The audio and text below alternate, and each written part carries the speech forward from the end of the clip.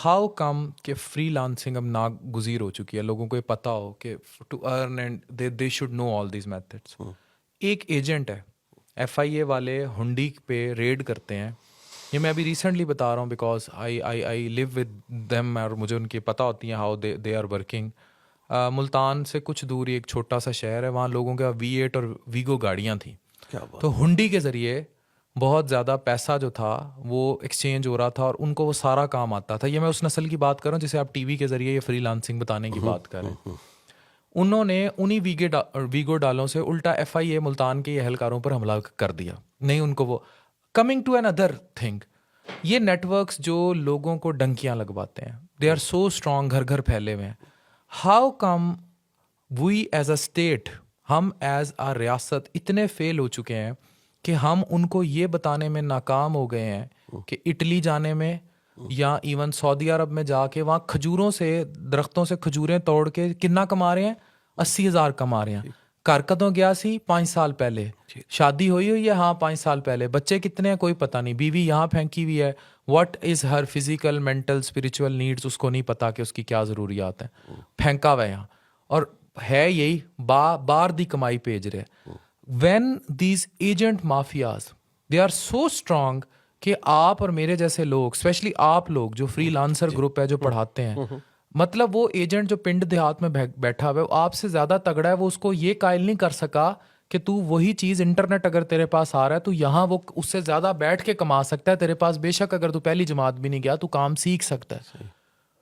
तो how we will work then? उसका काम चल रहा है ना सर, वो क्यों भाई ये बात करेगा? उसका तो काम ही यही है नहीं कि हम मैन क्यों पावर डोमिनेट एक्सपोर्ट कर सके। हाँ, ये मैं देखें एज अ यही तो मैं डॉक्टर, एज बता अ रहा हूँ ना। स्पेशलिस्ट मैं इनको कहता हूँ कि आप लोगों की सबसे बड़ी नाकामी है अगर एक एफसीपीएस सर्जन के पास मरीज नहीं है और एक नीम हकीम उसका पेट खोल के खड़ा है। तो इसी तरह आप फ्रीलांसर्स की या वो लोग जो पढ़ा रहे हैं, आपने इतने लोगों को पढ़ाया, इतने मैसेज को एड्रेस करते हैं, आप वो तमाम लोग चाहे पैसों से चाहे आपकी तरह फ्री जो कोर्सेज पढ़ा रहे हैं या जो बेच रहे हैं, जो फ्री पढ़ा रहे हैं, क्या नाकामी नहीं है? बिल्कुल है, लेकिन मसला क्या है, हमारी आवाज एक सर्टन लेंथ तक जा रही है ना।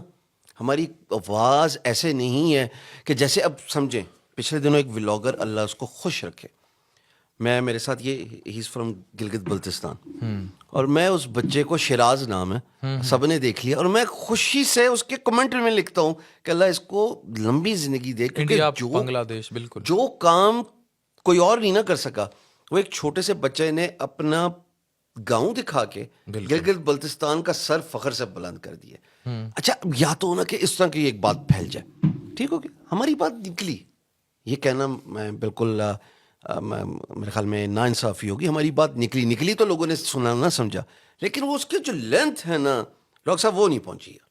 वो लेंथ, इमेजिन मेरा काम कितना आसान हो जाए कि रेडियो में हर रोज ऐड आ रहा हो, इमेजिन टेलीविजन में हर रोज ऐड, फोन में लाए तो आगे से आवाज आ रही हो कि काम सीखिए, जैसे वो कह देते हैं कोरोना, हाँ, पोलियो, जैसे वो एनीथिंग। कोरोना है, अब आप ये सीख लें। सो आपके पास इतना कुछ है, यूट्यूब भरा पड़ा है फ्री एजुकेशन से, या फ्री पेड, मैं इस लड़ाई पे तो जा ही नहीं रहा ना, मैं सिर्फ ये कह रहा हूँ अवेयरनेस रेज कर दीजिए। अवेयरनेस रेज करेंगे आप, 1 साल दे दीजिए और उसके बाद आप इम्पैक्ट देखना शुरू कीजिएगा।